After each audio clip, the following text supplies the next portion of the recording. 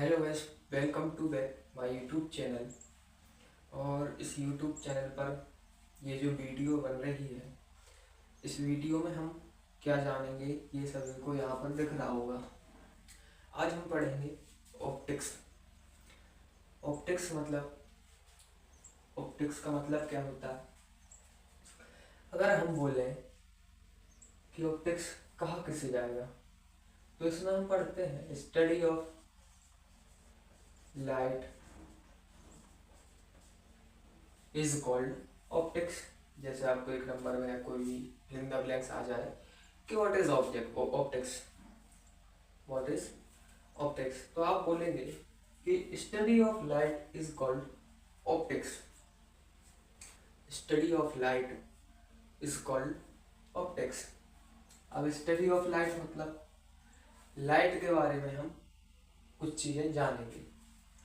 अब कुछ चीज़ें जानने के लिए हमें पढ़ना पड़ेगा रिफ्लेक्शन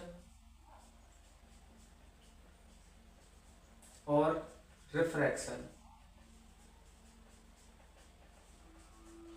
ये दोनों अपने आप में ही बहुत बड़े टॉपिक्स हैं। क्या क्या पढ़ना पड़ेगा? रिफ्लेक्शन, रिफ्रैक्शन, अपवर्तन, परावर्तन,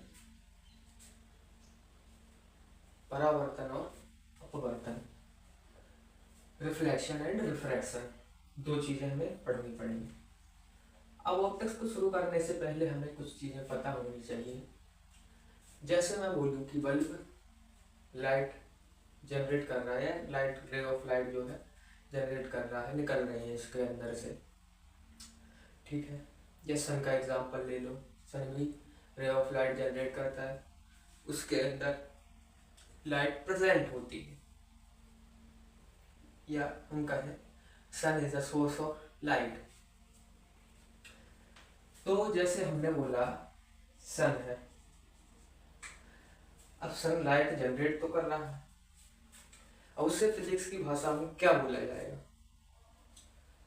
सन को क्या बोला जाएगा फिजिक्स की भाषा में? तो दो टर्म आती है। पहली आती है ल्यूमिनस ऑब्जेक्ट,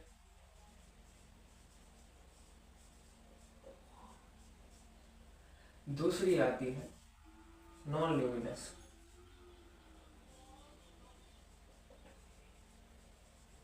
ऑब्जेक्ट। अब ल्यूमिनस ऑब्जेक्ट किसे कहते हैं, नॉन ल्यूमिनस ऑब्जेक्ट किसे कहते हैं? ल्यूमिनस ऑब्जेक्ट बेसिकली उसे कहा जाता है जिसके पास लाइट देने की क्षमता हो या खुद के पास लाइट हो। मतलब सन जो है, एग्जाम्पल सन हो गए, अदर स्टार्स हो गए, बल्ब हो गया, जो भी चीजें लाइट जनरेट करती हैं वो ल्यूमिनस ऑब्जेक्ट के अंदर आ जाएंगी। सन भी एक स्टार है जो कि बहुत बहुत पास है हमारी अर्थ के, तो वो बड़ा दिखता है हमें, और अदर स्टार्स इसलिए मैंने लिख दिया। तो जिनके पास लाइट हो उन्हें हम बोलेंगे ल्यूमिनस ऑब्जेक्ट, और जिनके पास लाइट नहीं है, जो रिफ्लेक्ट करते हैं, जैसे सन की लाइट पड़ी हमारे पास सन की लाइट पड़ी, कुछ भी ले लो, टेबल पर पड़ी, तो टेबल हमारा नॉन ल्यूमिनस है। या हम बोले चेयर पर पड़ी, तो ये जो है इस तरह की चीजें नॉन ल्यूमिनस ऑब्जेक्ट में आती हैं। मतलब ल्यूमिनस ऑब्जेक्ट पर की जो लाइट आएगी, जो ये जो ऑब्जेक्ट है उसे रिफ्लेक्ट कर देंगे और फिर हमें दिखेंगे। अब जैसे इसका सुंदर एग्जांपल एक और ले हम, जैसे मैं कहूँ मून, चंद्रमा। मून ल्यूमिनस है या नॉन ल्यूमिनस है? तो अधिकतर लोग बोलेंगे कि ये ल्यूमिनस है, क्योंकि चांद भी रोशनी देता है। लेकिन ये जो है नॉन ल्यूमिनस में आता है, जो सूर्य की रोशनी से चमकता है, जिसके पास खुद की रोशनी नहीं है, दूसरे की रोशनी से चमकता है, उसे नॉन ल्यूमिनस कहते हैं। और जिसके पास खुद की रोशनी है और वो खुद की रोशनी से चमक रहा है, लाइट दे रहा है, तो उसे हम बोलेंगे ल्यूमिनस। अगर इतनी बातें क्लियर हैं तो अब हम बढ़ते हैं रिफ्लेक्शन ऑफ लाइट की तरफ, जो हमारा पहला टॉपिक होने वाला है, रिफ्लेक्शन ऑफ लाइट। अब रिफ्लेक्शन ऑफ लाइट होता क्या है, मतलब कोई भी लाइट रे आई, रिफ्लेक्ट हो गई, बाउंसिंग बैक हो गई। जैसे एक लाइट आई, कहीं पर पड़ी, रिफ्लेक्ट हो गई, रिफ्लेक्ट होकर के चली गई, तो उस फिनोमिना को हम बोलेंगे रिफ्लेक्शन। जैसा कि हम अभी देखेंगे। तो इतनी चीजें नोट हो गई होंगी मेरे ख्याल से। अगर हो गई हैं तो हम आगे बढ़ते हैं।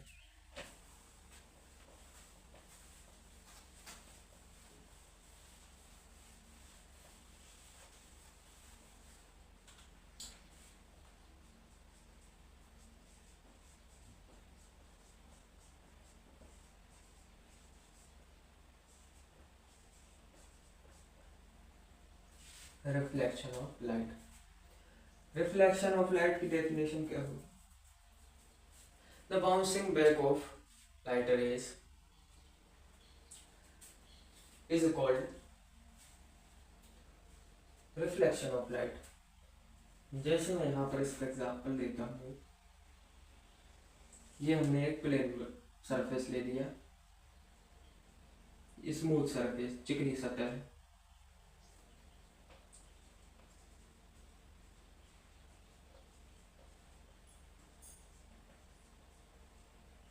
स्मूथ सरफेस या चिकनी सतह है।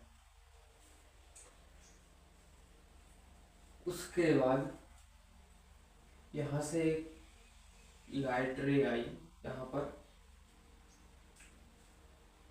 इंसिडेंट हो गई, तो इस रे को क्या बोला जाएगा? Incident ray.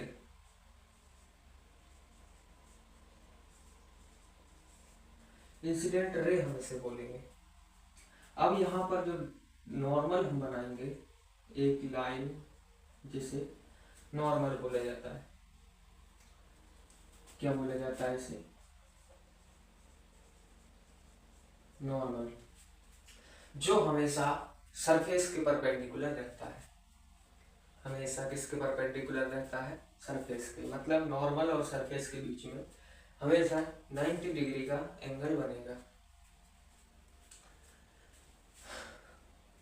अब यहाँ से जो इंसिडेंट तो हो गई, लेकिन ये रिफ्लेक्ट हो गई इधर। तो अगर ये रिफ्लेक्ट हो गई तो इसे हम बोलेंगे reflected ray.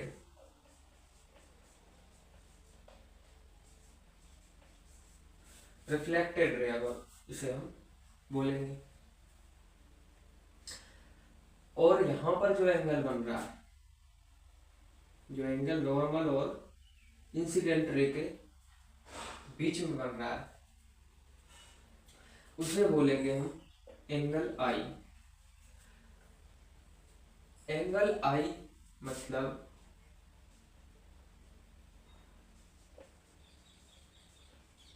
Angle of incidence. Angle of incidence. और जो एंगल इसके बीच में बन रहा है, नॉर्मल और रिफ्लेक्टेड रे के, उसे बोलेंगे एंगल आर। एंगल आर को हम क्या बोलेंगे?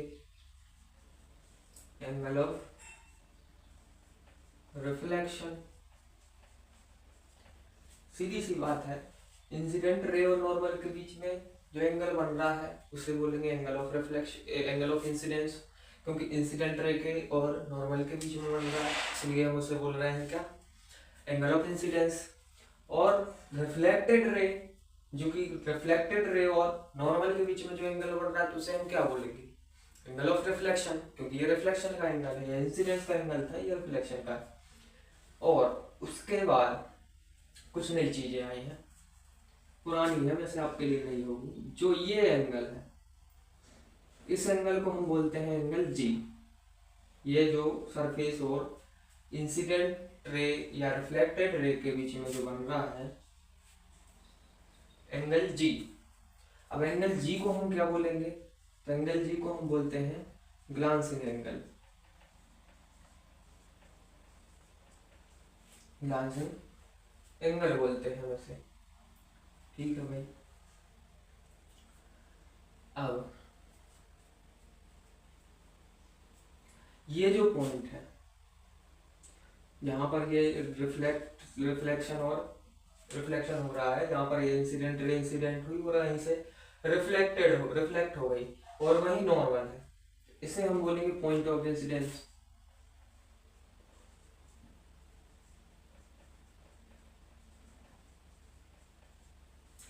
Point of incidence, point of incidence हम किसे बोल रहे हैं, जहां पर इंसिडेंट हुई वहीं पर हमने नॉर्मल बनाया उसी पॉइंट पर, और उसी पॉइंट से जो है रिफ्लेक्टेड रे रिफ्लेक्ट हो गई, तो उसी पॉइंट को हम बोल रहे हैं point of incidence. Point of incidence, चलिए ठीक है। अब कुछ चीजें और, जैसे मैं बोलूं कि angle of incidence plus glancing angle, अगर इन दोनों का हमें सम पता करना हो तो इन दोनों का सम कितना होना चाहिए आपके हिसाब से। जैसा कि मैंने बोला कि नॉर्मल जो होता है, नॉर्मल वो परपेंडिकुलर होता है सरफेस के परपेंडिकुलर, मतलब ये अपना सरफेस है तो यहाँ से जो नॉर्मल बनेगा वो उसके परपेंडिकुलर होगा, 90 डिग्री का एंगल बनेगा उन दोनों के बीच में। उसी प्रकार से हम वही चीज पूछ रहे हैं कि ग्लांसिंग एंगल और एंगल ऑफ इंसिडेंस का सम क्या होगा। ग्लांसिंग एंगल ये इतना और एंगल ऑफ इंसिडेंस यानी कि इतना, इन दोनों का सम क्या होगा। ये दोनों नॉर्मल और सरफेस के बीच में बन रहा है तो इन दोनों का सम 90 डिग्री होना चाहिए। जैसे हम लिखें यहाँ पर angle of incidence plus angle G is equal to 90 degree, उसी प्रकार से angle R plus angle G 90 degree होंगे, ठीक है। अगर इतनी बातें क्लियर है, उसके बाद angle I is equal to angle R always, angle I always equal to angle R. ये चीज हमेशा याद रखें, चाहे प्लेन मिरर हो या स्फेरिकल मिरर हो, कॉन्केव मिरर हो, कॉन्वेक्स मिरर हो, any of them, always equal angle of incidence और एंगल ऑफ रिफ्लेक्शन, दोनों एक दूसरे के बराबर होंगे, क्योंकि इंसिडेंट रे जिस एंगल से इंसिडेंट करेगी नॉर्मल के साथ जो एंगल बनेगा वही एंगल रिफ्लेक्शन के बाद बनेगा जो रिफ्लेक्टेड रे है, और नॉर्मल के बीच में जो एंगल बनेगा वो बराबर होगा इस एंगल ऑफ इंसिडेंस के। कहने का मतलब ये है जिस एंगल से एंगल ऑफ जिस एंगल से इंसिडेंट रे इंसिडेंट करेगी उसी एंगल से जो है इंसिडेंट रे जो है रिफ्लेक्ट हो जाएगी।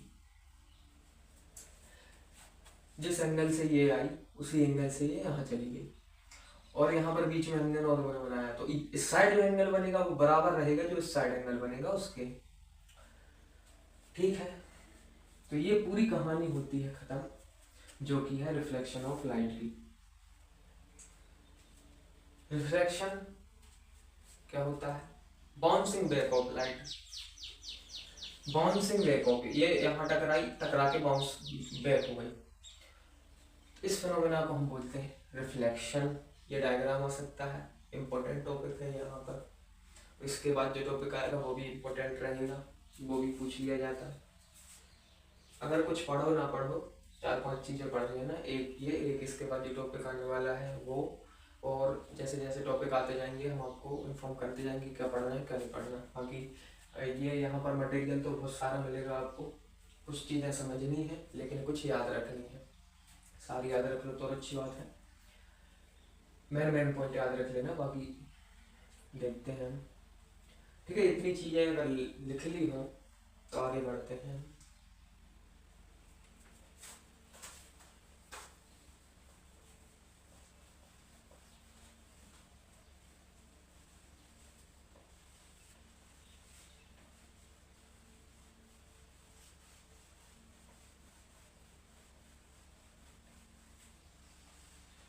अब पढ़ेंगे लॉ ऑफ रिफ्लेक्शन, जो कि बहुत इंपॉर्टेंट है।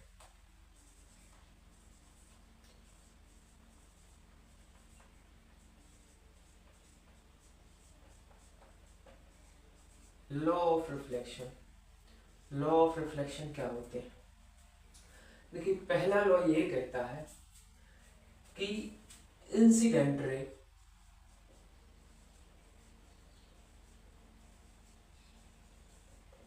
ठीक है, normal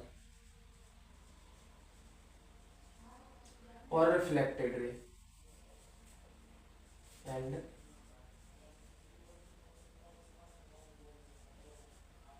reflected ray all lie in same plane at a point।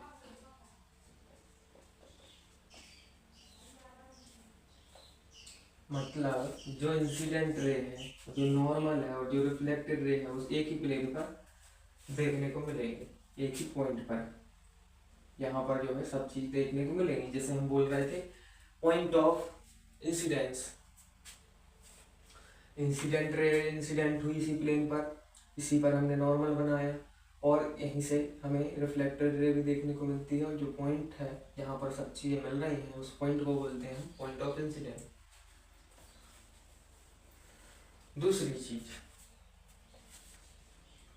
दूसरी चीज क्या है कि एंगल ऑफ इंसिडेंस इज